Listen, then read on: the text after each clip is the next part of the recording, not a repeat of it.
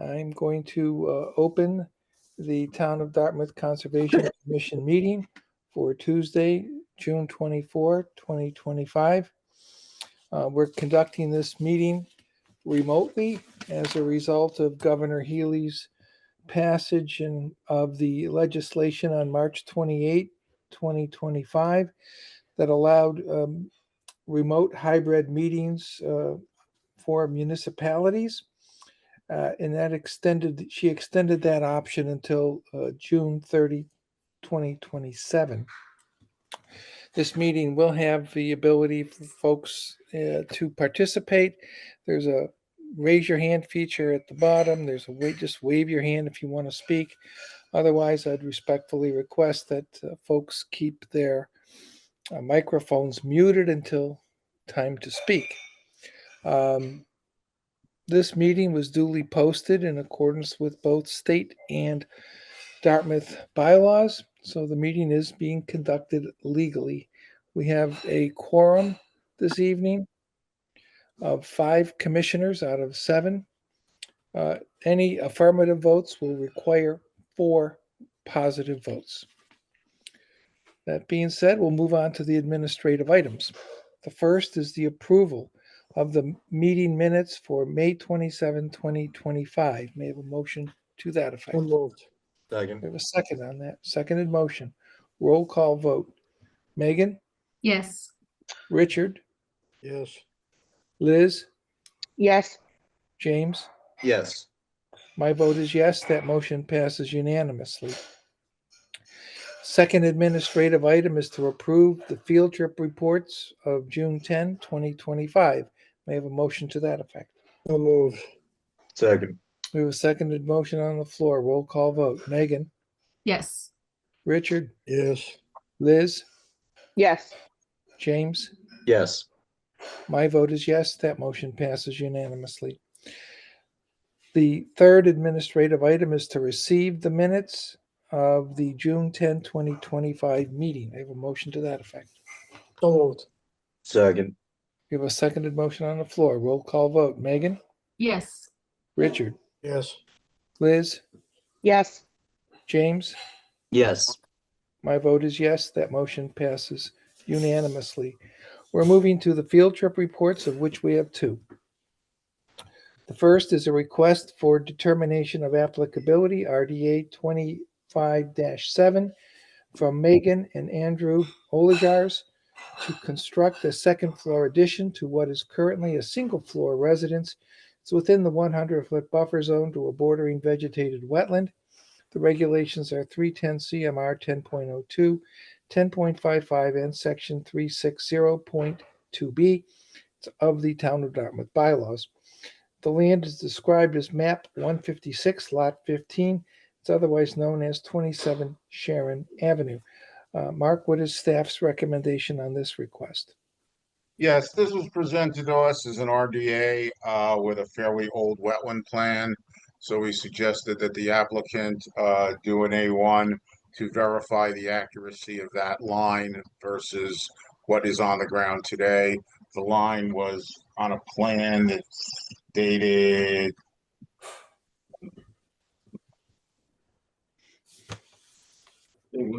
back in the 2001. So we did go out, Eduardo went out, and he did in fact verify that the line was in fact still accurate through an A1. Having accomplished that, we evaluated the project against that and the buffer zone, and it does fall within the 100-foot buffer zone, but the project itself is a second floor addition to an existing house. There are slight overhangs to the front and to the rear, a couple of feet. There is no real change to the structural footprint. There's no real change to the ground condition. So staff is recommending a -3 determination, and we are proposing to include our standard erosion control conditions, segregating construction from downgrading wetlands. Thank you, Mark. Does any commissioner have any questions? I don't see any. So at this juncture, I'll entertain a motion to issue a -3 determination with our standard erosion control conditions. So moved. Second. second, We have a seconded motion on the floor. Roll call vote. Megan, yes, Richard, Yes. Liz, yes, James. Yes. My vote is yes. That motion passes unanimously. And for the applicant, a negative is good. Okay. Negative Thank you. means you're finished with us. Okay. But I just want to let you know that because sometimes you get caught up with negative being bad. It's not in this case. Appreciate that. Thank you. You're welcome. Our second field trip report is a request for determination of applicability, RDA 25-8, from the 600 Potomska Land Trust, care of David Davignon, to install an offshore bottom-anchored swim float on the Slocum River. Offshore of the subject property, it's within land under water bodies and waterways.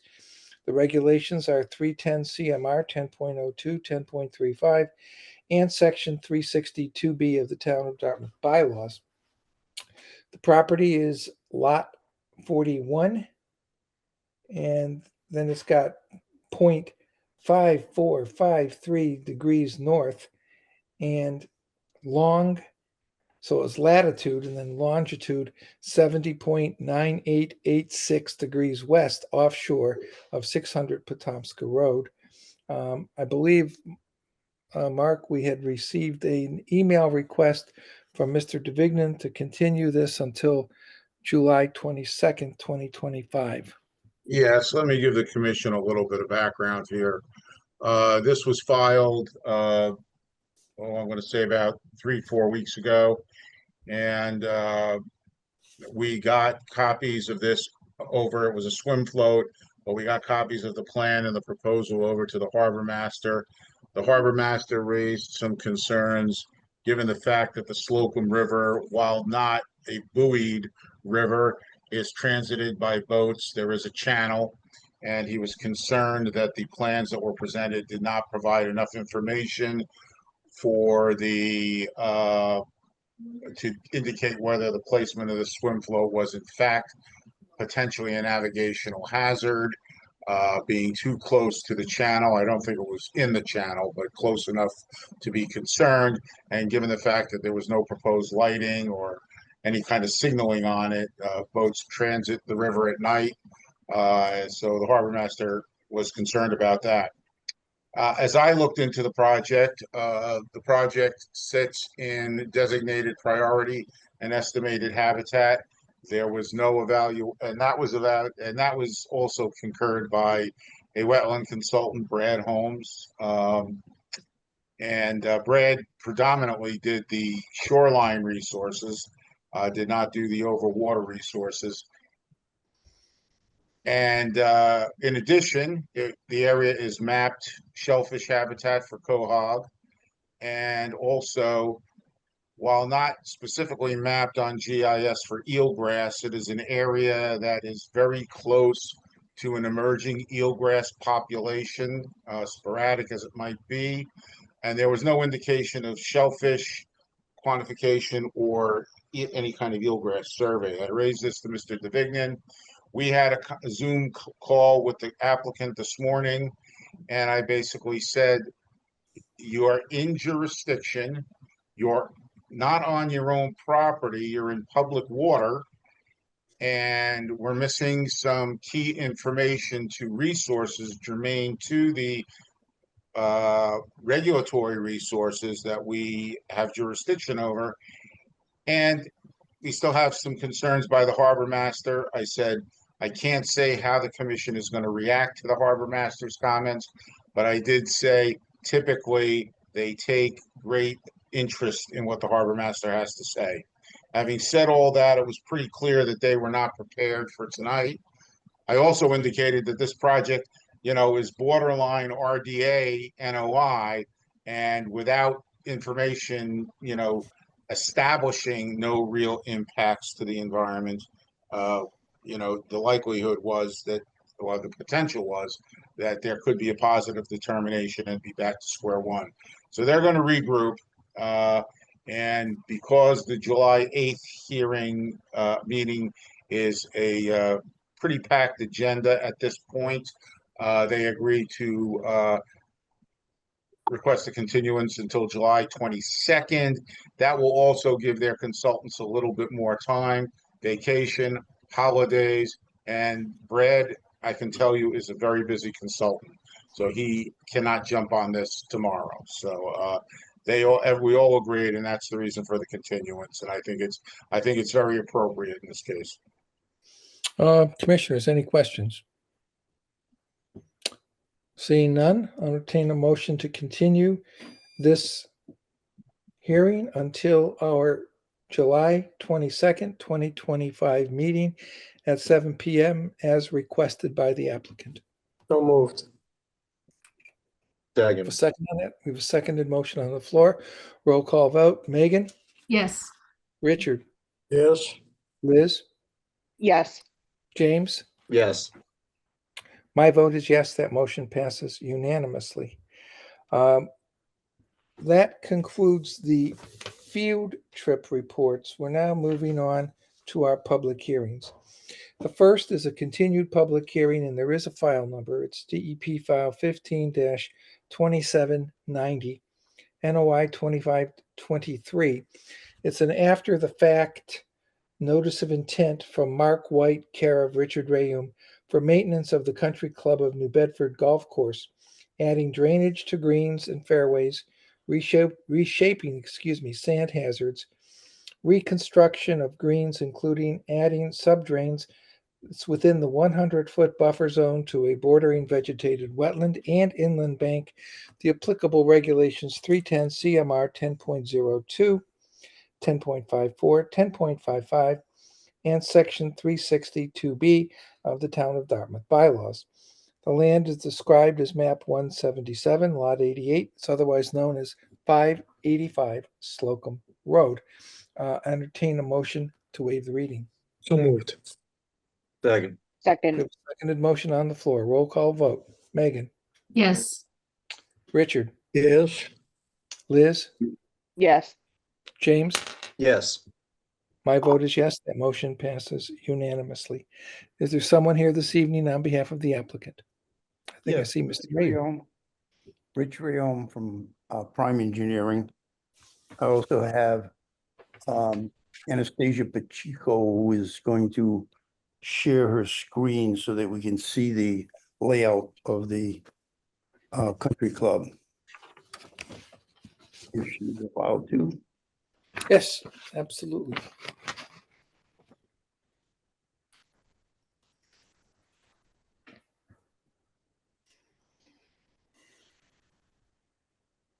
Okay, can see it. So, yes. So the work is basically the covered area centered about the greens and the sand traps near the greens primarily. Over the past 100 years, they've been adding sand to the top of the greens and going up higher and higher and higher. And because of the slope, the greens have shrunk to being very small. So pin placement has become a problem. So they brought in a premier golf course firm to basically lower the greens, which expands them, and then increase the sand traps around them. And most of these areas are outside of the drainage area. Basically, there's Route 6 drainage that starts at the Cumberland Farms at the corner of Slocum and Route 6 and proceeds down the road westerly until it gets to those two very dark blue ponds that you see. And at that point, the drainage is dumped onto the golf course. And the golf course is dealt with that by basically draining the ponds when they overfill from rainwater in a culvert that goes across to a swale that's running along Hathaway Road that's on the upper left of this drawing. And it basically drains down parallel to Hathaway Road to the intersection of Hathaway Road and Route 6, where it re-enters the storm drainage system of the state and drains westerly to the Pascagoula River. So the improvement of the fairways between those ponds and that area is within 100 feet. And there's an area south of those two ponds that was sparse in shrub growth. It was basically as tall trees, but fairly barren understory. So if you can go to the next plan, again, that's showing the clubhouse on the upper right and the ponds again, and the squiggly red line along Hathaway Road is the swale that goes down to Route 6 and then enters that drainage system. Now, if you go to the next plan, here's a blow up of the pond area. And between the southern, north is up the page, so between the southernmost pond and Route 6 is the area that Mark Garrett suggested that we plant shrubs. So we planted summer sweet, blueberry, and willow, because they're good shrubs. They grow well in that area, and they have good habitat value. The club basically had the opportunity to have the contractors come in on very short notice, and they didn't even think about the fact that this might be in a buffer zone. So they proceeded to do the work, and so they've finished all the work around the greens. They're going to come back in the fall and add some drainage to the fairways, but that's away from the resource areas. So this ended up being after the fact filing.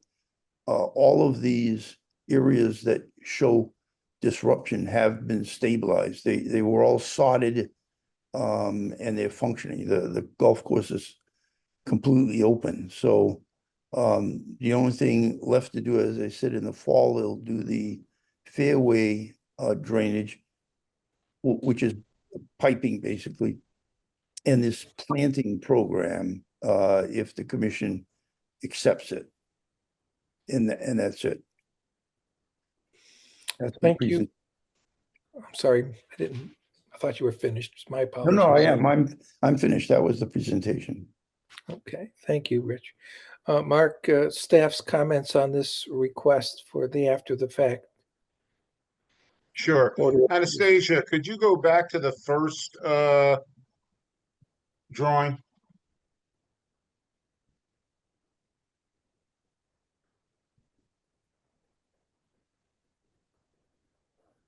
Thank you. So, as most of you know, the New Bedford Country Club has two parcels. One to the northeast of Slocum Road, which is not depicted on this plan, which has no wetland jurisdiction on it. And then there's the larger piece, the main part of the golf course with the clubhouse. And that's what we're looking at here, which is bounded by Hathaway, Slocum, and State Road.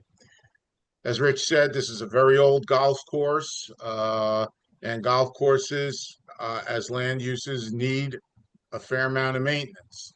A lot of it is very routine. Much of what you see here is routine. And so the issue, a complaint was raised by a select board member that there was work in wetlands. We went out, we took a look, and really, as Rich said, the real hydraulic end of this property is the southwest corner, which is basically from the ponds over to Hathaway Road, up Hathaway Road to that cluster of fairway and green, and then back down. That's kind of the drainage area, the hydraulics of the site. Everything slopes to that, and and his other drainage is piped to that. So it creates a hydric condition that is borderline wetland. Certainly will support the plants that Prime Engineering is proposing. The work is pretty standard. The consultant or the contractor who did the work was incredibly efficient. I've never seen a contractor work so fast in getting a site from construction to buttoned up and usable. I mean, hours would be not exaggerating in some cases.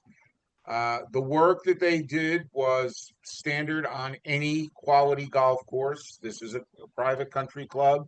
It's got its users. And today, if you go out there, you wouldn't know, except for the area around the ponds, you really wouldn't know that anything has happened. We met on site, Mark White, Rich Rayoma, myself, and Eduardo, and we had a discussion. We went down to all these areas.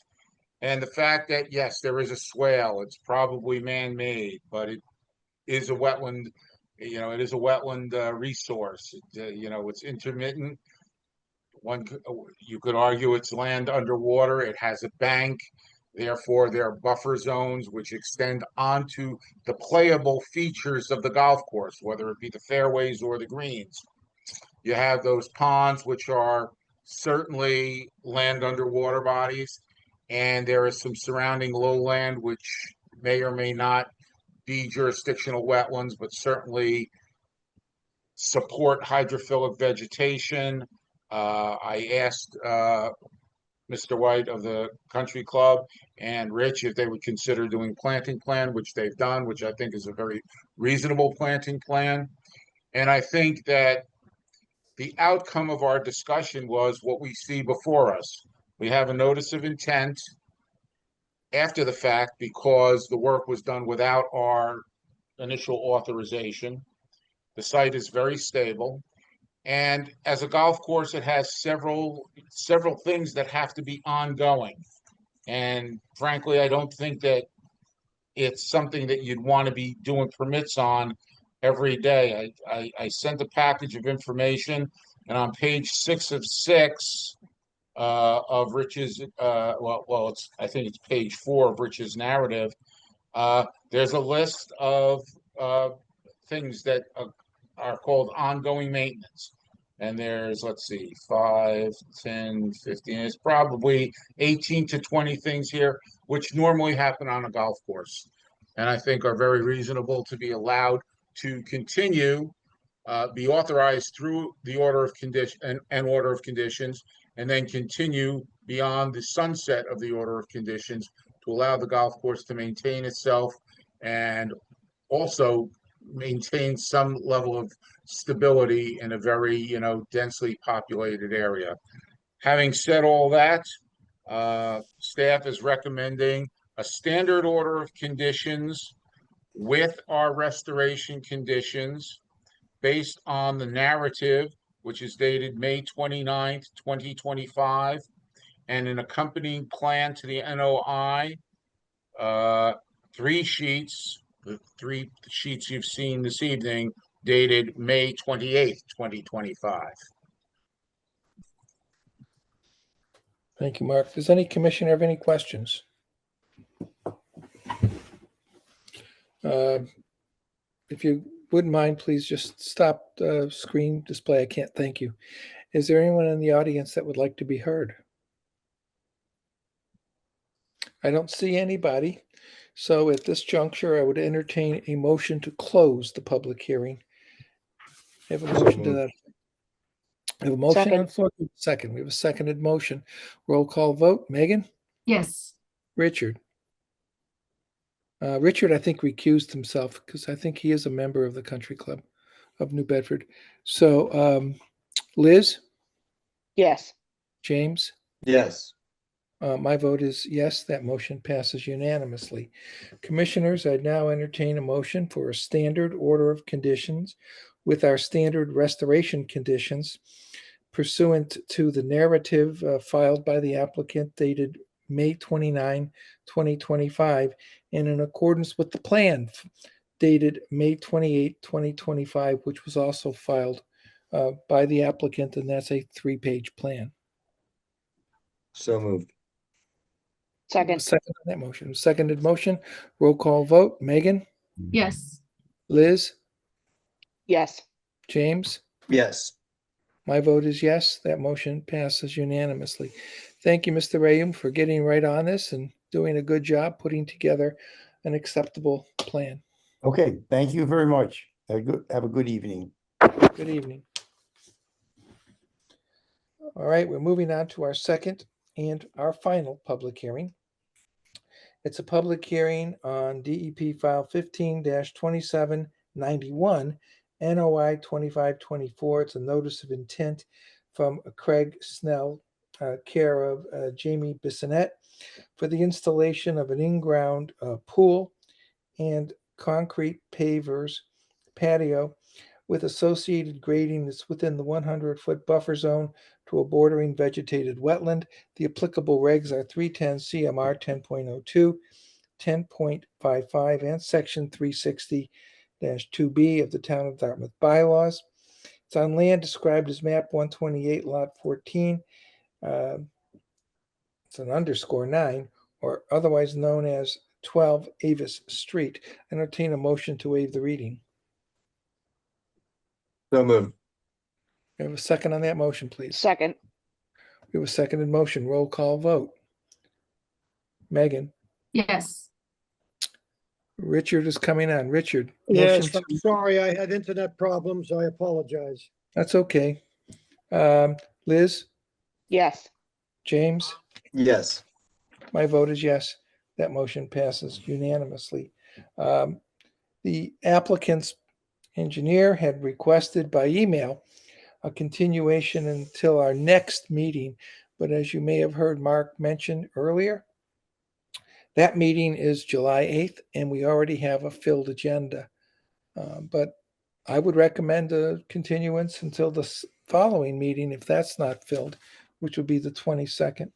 Before we make a motion on that, we can fit this one in on the 8th. This is part of the 8th package. So this would not be an added burden to the 8th. I wouldn't add another one, but this one I think will fit in. All right. If that's not going to be an added burden to the public hearing meeting on July 8th, the applicant did request July 8th, 2025. It's their first request for a continuance, so I see no reason why it shouldn't be granted at this time.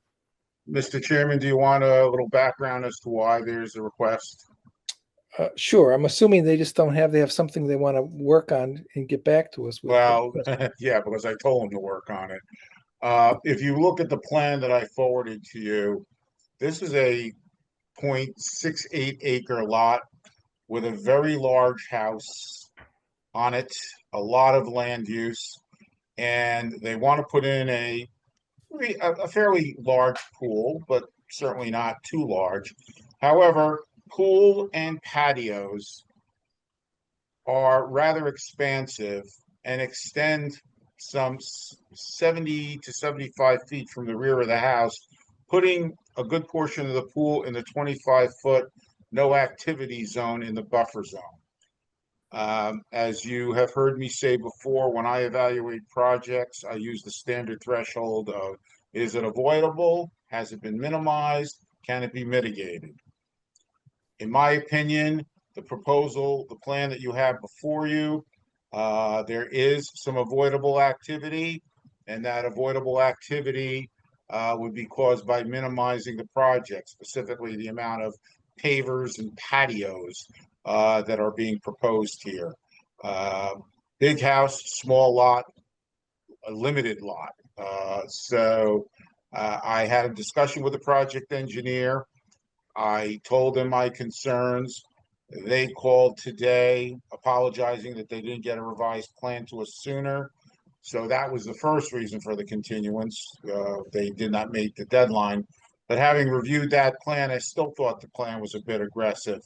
And I said, you know, you guys got to go back to the drawing board a little bit. You know, we understand the jurisdictional implications of the lot, but you don't have to build a pool right up to the back property line near the wetland line. And they're within 20 feet of the wetland line in some cases. So they have requested a continuance, which I think is a very prudent thing for them to do. Okay. Does any commissioner have any question? Is there anyone in the audience that wants to speak this evening on this application? I don't see any, so I'll entertain a motion to continue this public hearing until our July 8th, 2025 public hearing.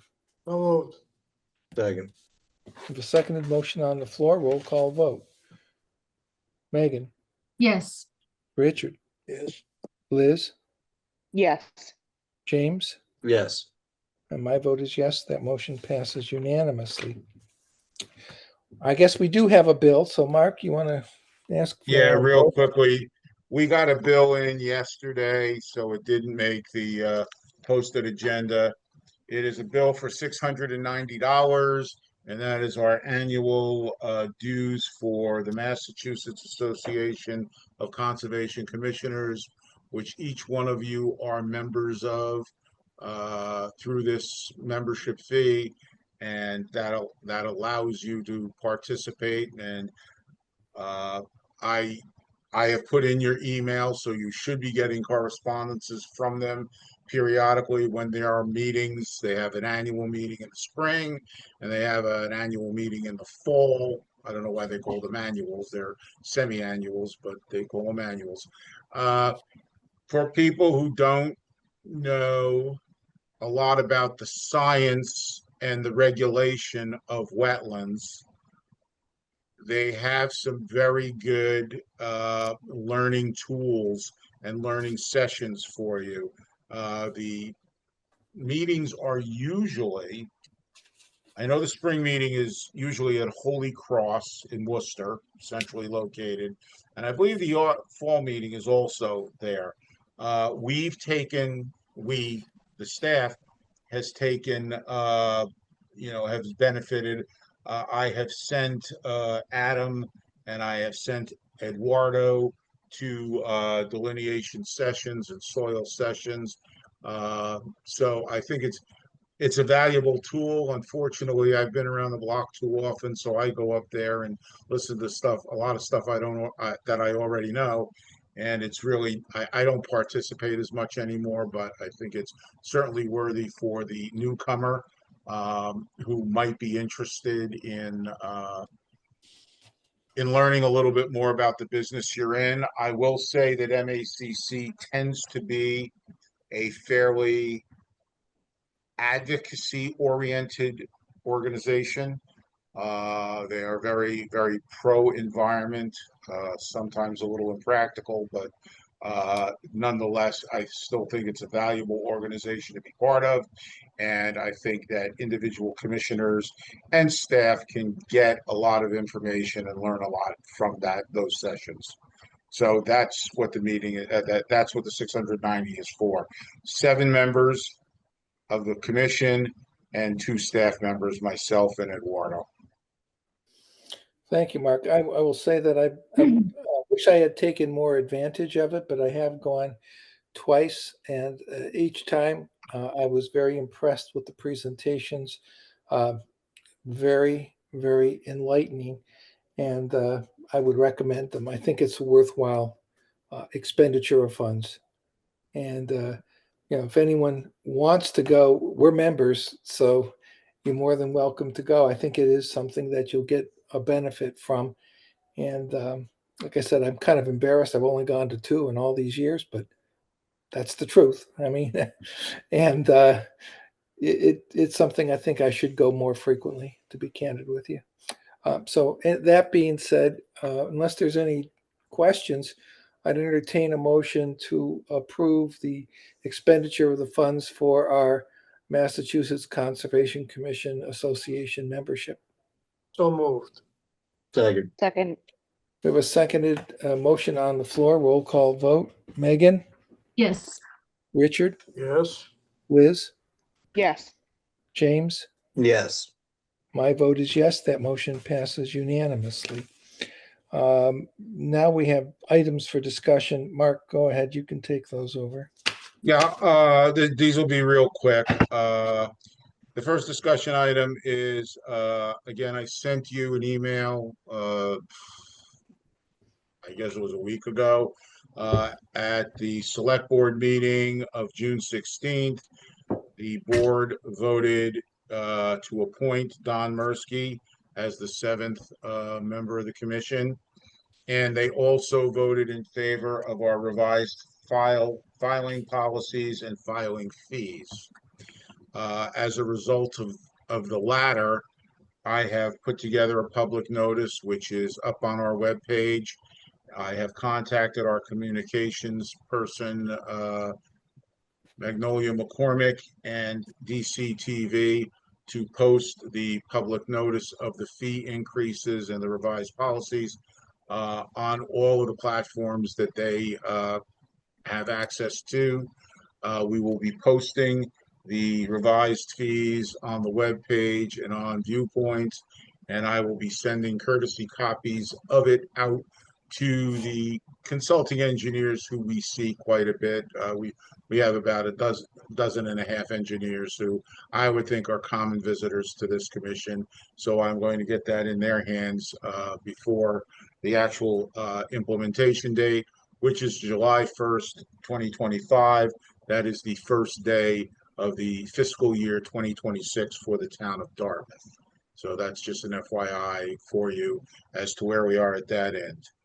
Second discussion item is there was a meeting again about 2 weeks ago with a bike group. There's a bike group in town, and they want to do some trail work on town-owned land, the town forest, and some adjacent Concom land.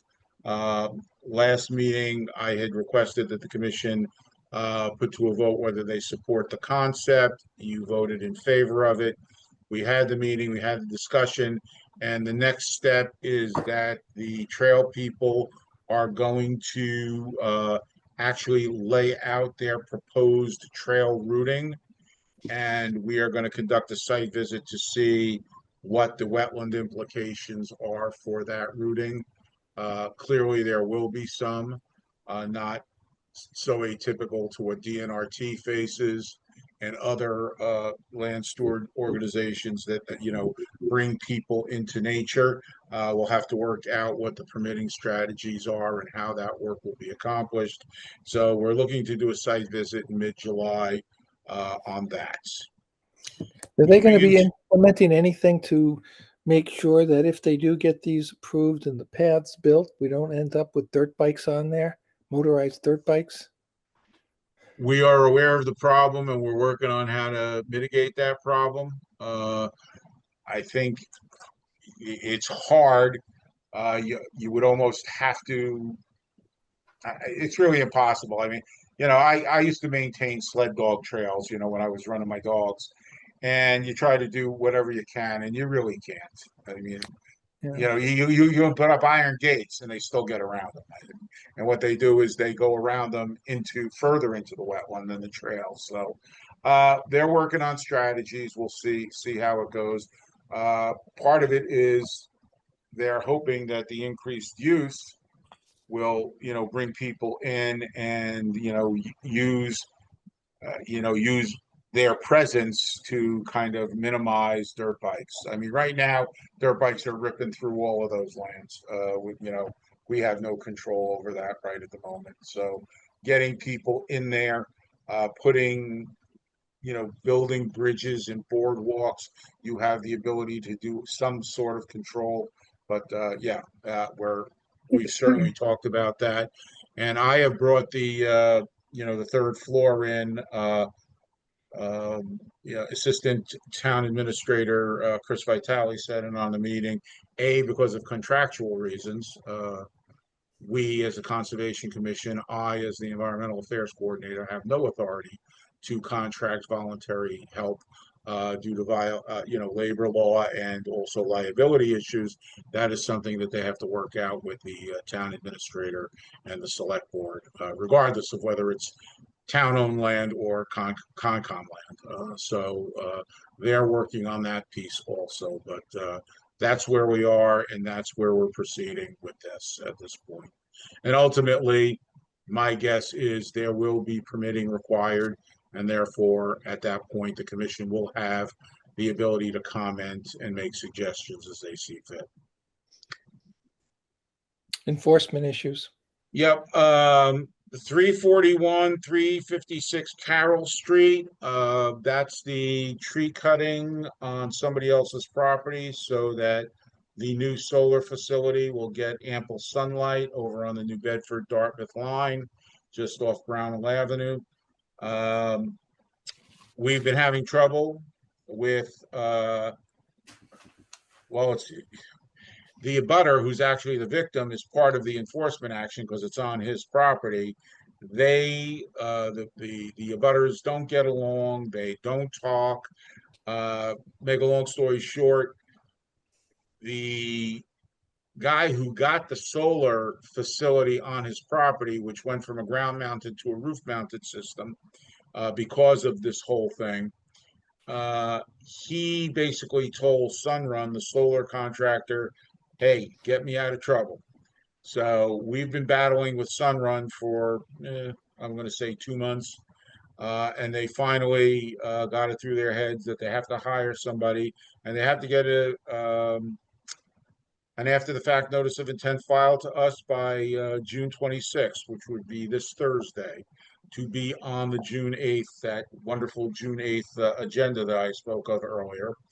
And Prime is under contract. They are working very diligently to get this done. And I spoke with Rich earlier today, and that's the plan. They're going to have plans. They're going to have a filing to us on Thursday morning. So that's where that stands.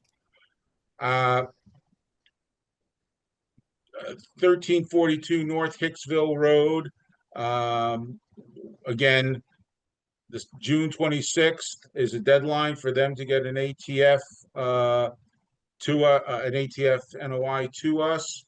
At this point, I have shied away from issuing an enforcement order, but I am looking for authorization from this commission if they fail to meet that filing date to issue an enforcement order. At least prepare a draft for you to review and then issue. I assume this is the logical next step. I mean, Either that or we fall asleep. Yeah. well, I don't want to fall asleep. No, That's I know. what before. So to me, if what has been done to date is where they stopped, then the enforcement orders required. Yeah, and just as a reminder, we talked about this last time, and I threw out the idea of an enforcement order, and it was the decision of the commission that because that they had hired a consultant to give them a little bit more time, and that's what we did. That was on June 10th. It's now June 24th. We are no closer to a filing today than we were on June 10th. So I think we do have to take the logical next step. I agree. I mean, we've given more than a fair benefit of the doubt that the extension that was given was warranted. At this point, if the professional has been engaged and compensated, there is no excuse for not having something to us. So I think at some point patience does run out. So I'm inclined. Folks, what's your take on it? Do you want to make a motion to authorize Mr. Garrett to issue an enforcement order on the property owners of 1342 North Hicksville Road in Dartmouth, Mass? Yeah. Yeah. Yes. Second on that? Yes. Second. Seconded. So we have roll call vote. Megan, Yes. Richard, Yes. Liz, Yes. James. Yes. My vote is yes. That passes unanimously. That leaves you with Oh. Horse Neck Road. the last enforcement item is 786 Horse Neck Road. I kind of clued you in last time. This is a piece of property that is owned by Mass Audubon. There is a conservation restriction placed on this property, stewarded by the Commonwealth of Massachusetts Department of Conservation and Recreation. The owner leased the property to a horse stable and training facility. And they have been operating, and part of their operation was disposing of composted horse manure into wetlands, into buffer zones, about a quarter mile north of Allen's Pond. Allen's Pond is a highly valuable coastal lagoon embayment in southwestern Dartmouth. Also owned by Mass Audubon. There's a TMDL on that water body. There's a lot of concern about water quality in that water body. We were approached by the consultant to Mass Audubon saying, I think we have a problem down here. Met on site with them several weeks back. I can't remember exactly. Met with, it was the consultant. There were representatives of Mass Audubon. Mass Audubon's attorney, who is attorney Arthur Garrity out of Boston, well-known legal family in Boston, very high-powered. And we had a conversation out there. It was very amicable. And I laid out what I thought was the appropriate way to go. We have not issued an enforcement order, and I'll explain why in a second. But we did give them a letter, notice of violation, to which we need to have, they need to do a lot of work to determine the extent of the damage. So we proposed after the fact notice of intent to be submitted to the commission by September 30th of this year. Give them summer to figure out what's going on and how to get the stuff out of there. I should say that this location, the violation location, is probably about 3/4 of a mile to a mile off any paved road. So this is not an easy implementation, if you will. So we're ATF NOI by September 30th, 2025.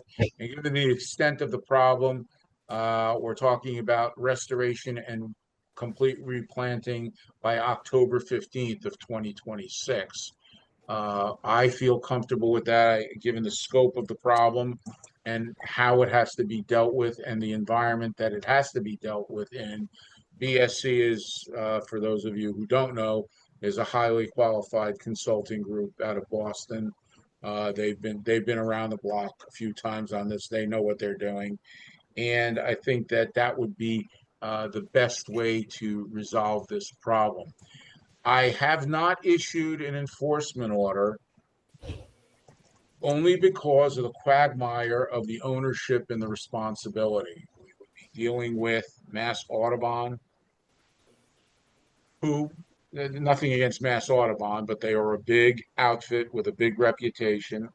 We would be dealing with the Commonwealth of Massachusetts Department of Conservation and Recreation, which any kind of potential litigation with them would be nightmarish. And then we have the violator, actually, who is a daughter of the former property owner who sold to Mass Audubon. So I think because of the participants involved, I don't think that Mass Audubon is trying to skip town on us. They brought it up to our attention.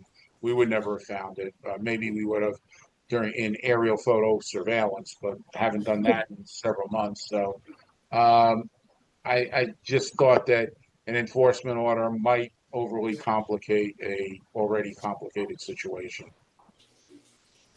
Well, from my perspective, I think given the fact that this was self-reported, given the fact that they're working towards a solution, I think with being a little more patient and not immediately going to an enforcement order is a good course of action. I don't think it's a good course of action to not go forward on an enforcement order because somebody has high-powered attorneys. If we're going to be taking that stance, then we're chickens. Okay, so I'm not, no, that's not the reason. The attorney didn't bother me. no, I but you don't- said it would be very complicated because Mass Audubon's very powerful, the Commonwealth's very powerful. Well, the only thing they have power in is through their council. Okay, and I don't want to have it as a public perception that if you go get high-powered attorneys, we will cave, because that's not the Well, point. I don't think we're caving. We're holding them to No, a I'm not standard. saying that. I want to be clear.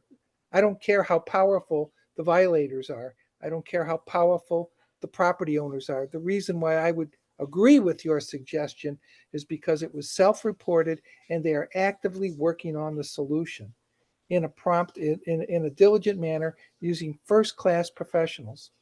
So I think that's different. And because of that difference, I'm in favor of the withholding of the enforcement order, but not because of who they are, not because of what they might be able to do in terms of their power. Okay, that wouldn't sway me. Well, Mike, I appreciate that, but the practical aspect of this is, from my perspective, if this got to litigation, I'm not afraid of them, but the amount of work that I would have to do, it would be, that's the complicating factor. It's not the who, it's what our staff would have to do to prepare for this. And I can tell you from experience, it would be a lot. So I'm sure it would. I just want to we be, have an I'm environment, sure it would, but I'm not. we have an Again, environment that's positive. So I want to work with that positive environment. That's what I'm that's saying. my point. There Yes. was factors here that had nothing to do with who they are, nothing to do with how powerful they are, nothing to do with how complex this may be and how difficult it may be for staff.